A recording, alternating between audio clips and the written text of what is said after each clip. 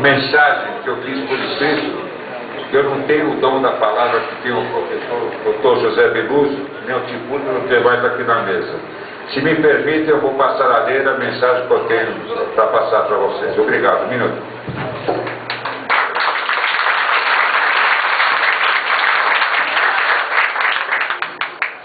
Professor Beluso, meu candidato a presidente, meus amigos e companheiros a vice-presidência do Palmeiras, caros amigos, eu repito, nada acontece por acaso, tudo tem uma razão de ser.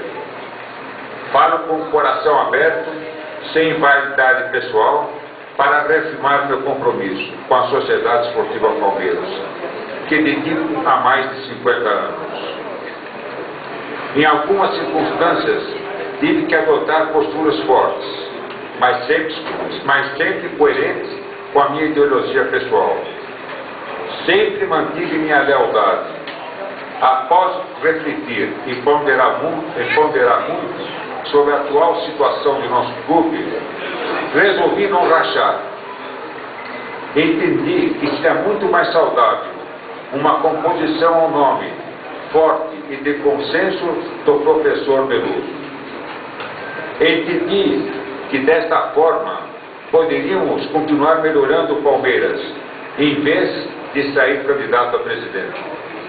A perspectiva de formarmos uma chapa forte, inovadora e progressista em torno do nome do professor Luiz Gonzaga de Melo Beluso, comigo sendo indicado a primeiro vice-presidente e tendo ao nosso lado Clemente Pereira Júnior, Dr. Gilberto Tiburcio e Dr. Eben Gualtieri. Num período de transição tão forte, quando todos juntos estaremos elevando o nome da nossa Sociedade Esportiva Palmeiras como um clube e estádio moderno, com reconhecimento pela FIFA. Conclamos, companheiros, para a união de esforços e continuar mais esse desafio que se apresenta, tornando assim esse sonho de melhores dias nos esportes profissionais, esportes não profissionais e nossa vida social no clube. Conclamo a todos a botarem a chapa fechada, fechadíssima em todos os nomes. Vamos fechar.